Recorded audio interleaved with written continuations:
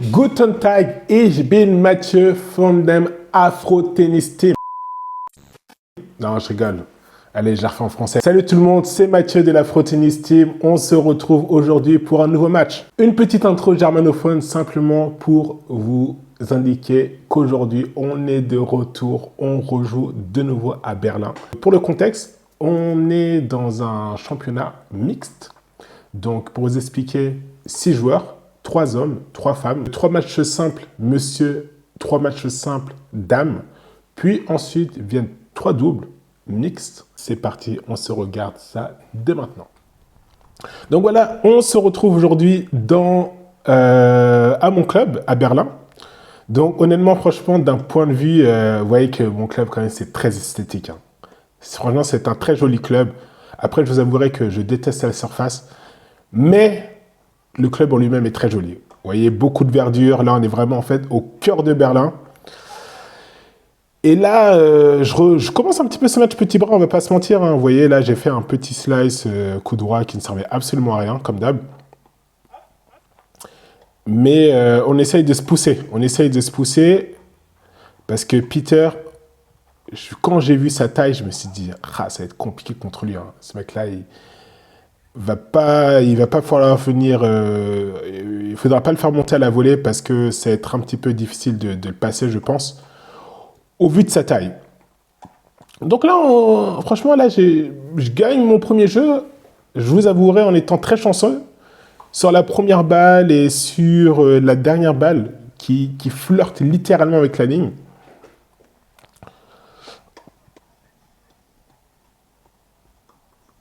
Mais qui me permettent quand même de gagner ma première mise en jeu.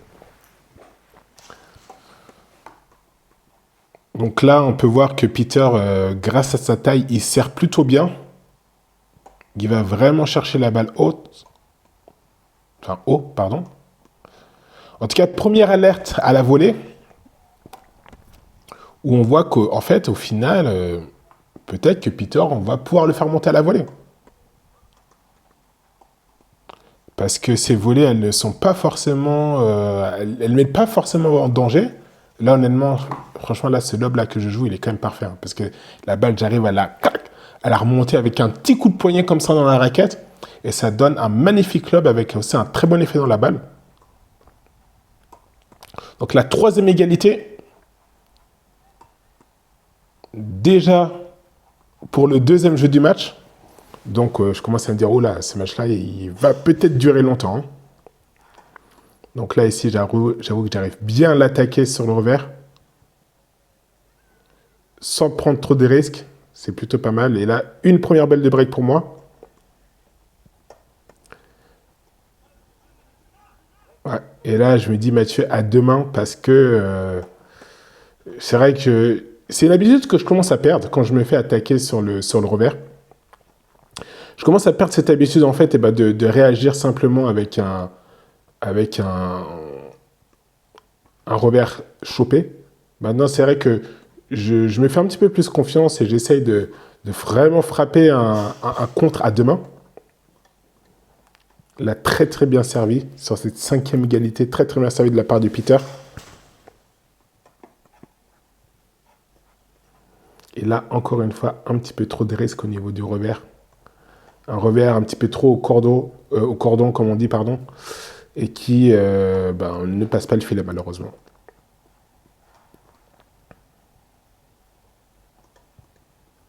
Et là, c'est bien, parce que grâce à à ce coup droit chopé, à ces deux coups droits chopés, j'arrive à mettre Peter en difficulté et à gagner le point. Par contre, là, c'est vrai que j'abuse vraiment avec les coups droits chopés, hein, quand même. Mais bon, ça fonctionne, donc... comme on dit, on ne change pas une équipe qui gagne.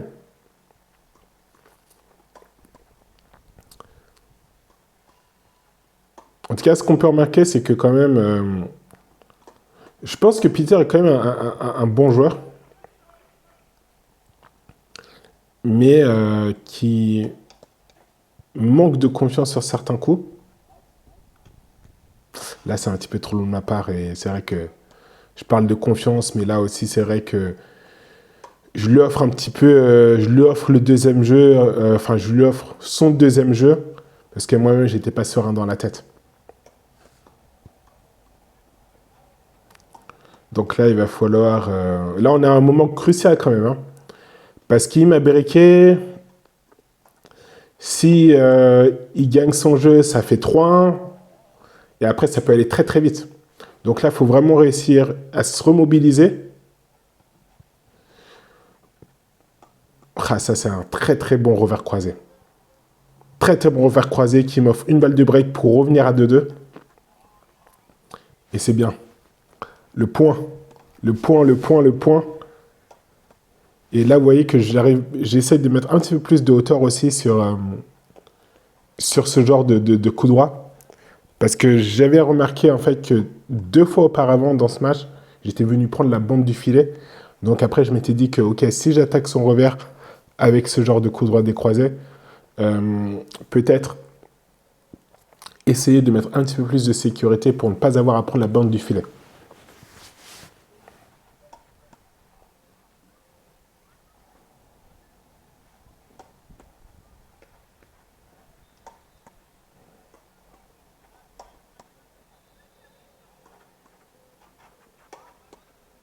En tout cas, là, je suis assez satisfait dans ce match-là parce que je vois que je me déplace quand même assez bien. Je me déplace assez bien. Et voilà, ça me permet de renverser la vapeur et de mener 4-2. Enfin, 3-2, pardon.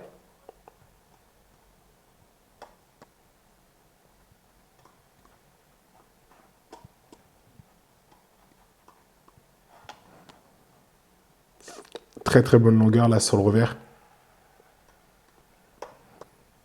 Donc là, je pense que là, je suis un petit peu plus en confiance là dans le match.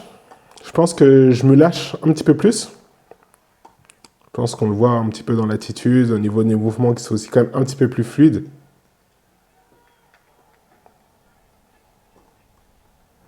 Et là, en fait, une balle de break où je me dis, vas-y Mathieu, sors un bon service que j'arrive à sortir. C'est pas mal.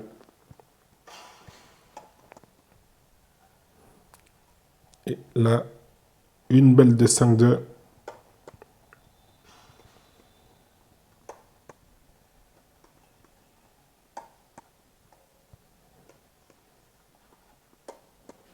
Là, c'est bien. Là, la balle, on arrive à bien la faire monter.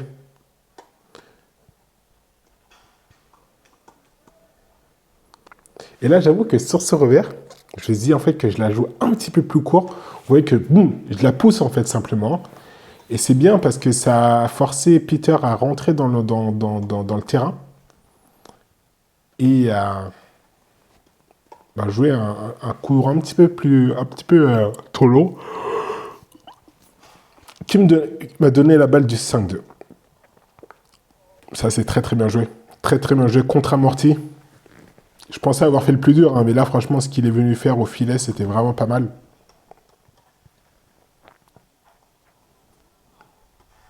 Et là, j'avoue que j'avais essayé de placer un lob, histoire de lui mettre le soleil dans les yeux.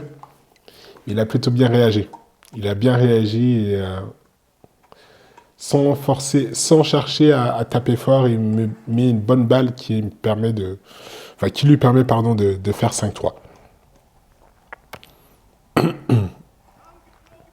Ça, c'est une très très bonne glissade. C'est pour ça que j'ai zoomé dessus. Très très bonne glissade avec une bonne finition au filet. Mais bon, je pense que je m'étais un petit peu trop hypé et donc ouais, un petit peu fait des bêtises sur la suite. Un petit peu de variation pour se prendre l'adversaire. Et là, franchement, je vous avouerai que je suis dans un moment où je lui dis, ah, vas-y Mathieu, t'as pas envie de te prendre la tête, assure le point.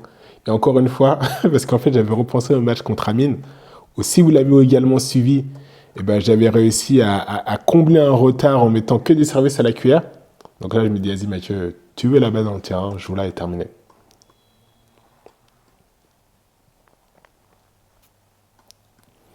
Et là, regardez ici, là, le sauvetage qui va suivre.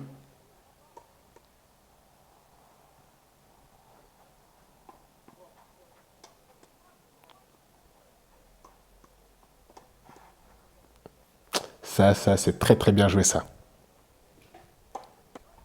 À l'image de Murray contre Kokinakis. Eh oui, à l'Australian Open. Si vous connaissez ce point.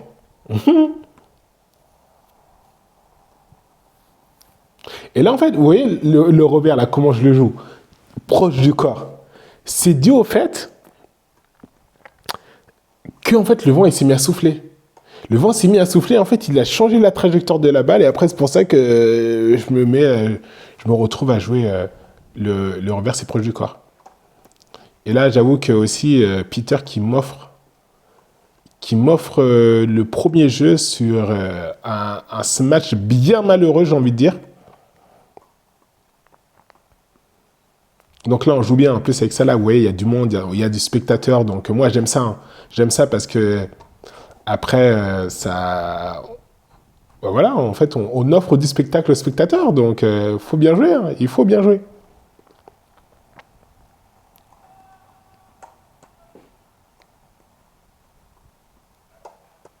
En tout cas, c'est bien parce que là, dès l'entame du premier set, j'ai pu donc breaker d'entrée Peter.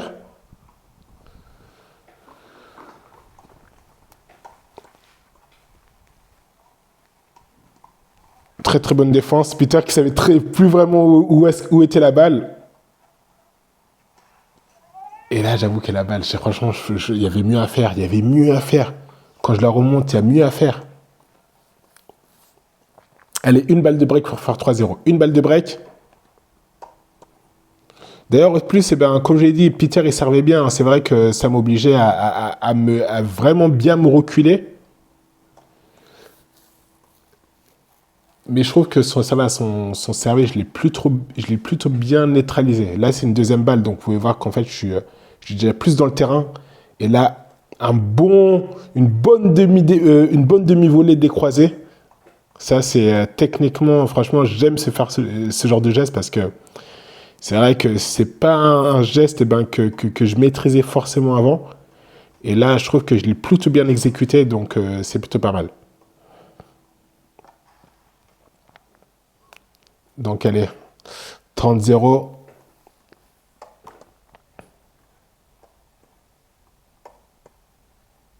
On se sent plutôt bien, on est bien en mouvement sur les jambes, ça c'est pas mal.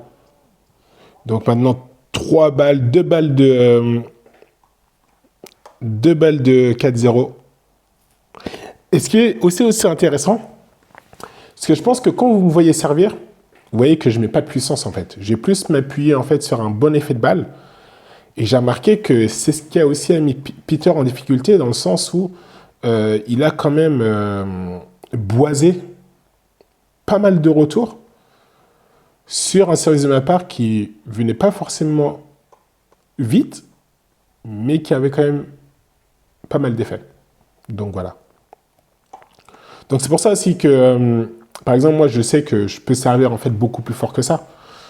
Mais après je me dis que, en fait, à quoi bon servir fort si en fait je n'arrive pas à mettre l'adversaire en difficulté? Vous voyez? Donc en fait, si en fait, par exemple, à l'image de Peter, où je sais que son service va servir fort, mais c'est plutôt un plat et qui joue à peu près les mêmes zones, en fait, j'ai simplement à me reculer et je peux le contrer très facilement. Alors que quand, je sais pas, vous essayez peut-être de mettre un petit peu plus d'effet et de varier sur les zones, un petit peu, parfois là, sur ce genre de balle là, par exemple, je l'ai joué sur son revers. Parfois, je vais la jouer un petit peu plus extérieure. Et donc voilà, je pense que la variation, surtout à notre niveau, est beaucoup plus bénéfique que de jouer sur l'ego et essayer de taper fort, fort, fort, fort, fort, sans que ça ajoute une réelle plus-value, en fait. Donc voilà, dites-moi en fait ce que vous en pensez. Donc là, on est bien embarqué. Ah là, c'est un petit peu un manque de concentration. Et encore une fois, là, je me dis, pas d'effort inutile, joue là à la cuillère. Il y a 40-30, on se met pas sous pression bêtement. Et voilà, ça fait le taf, tout simplement. 5-1 maintenant, allez.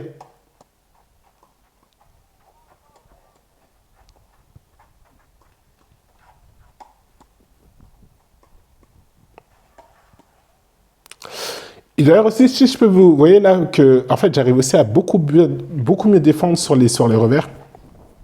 En fait, c'est que désormais, je fais un petit jeu à l'entraînement où, par exemple, on va dire que mon adversaire ne peut jouer que sur la partie, la moitié de terrain en revers, et moi, je peux jouer ouvert en réponse à ça. Et j'avouerai qu'en fait, ce jeu-là m'a permis de prendre un petit peu plus confiance sur les revers qui arrivent bien en externe qui arrivent bien externe. Et voilà. En tout cas, je gagne le match aujourd'hui et c'est une très bonne performance, j'ai envie de dire. Donc voilà, juste peut-être pour en revenir sur le jeu en fait dont je vous parlais, où un joueur joue uniquement une moitié de terrain et l'adversaire, lui joue ouvert. Et c'est vrai que par exemple, quand vous vous focalisez sur la moitié de terrain où les balles arrivent sur le revers, et ben ça va vous forcer à peut-être vous faire un petit peu plus confiance, à aller chercher certains coups que vous ne seriez pas allé chercher auparavant. Et le fait de répéter ce genre de phase de jeu font que quand vous allez arriver en match, et ben automatiquement, boum, vous allez ressortir ce que vous avez mis en pratique à l'entraînement. Donc voilà, dites-moi ce que vous en pensez et on se retrouve pour un prochain match la prochaine fois. Allez, ciao ciao les gens.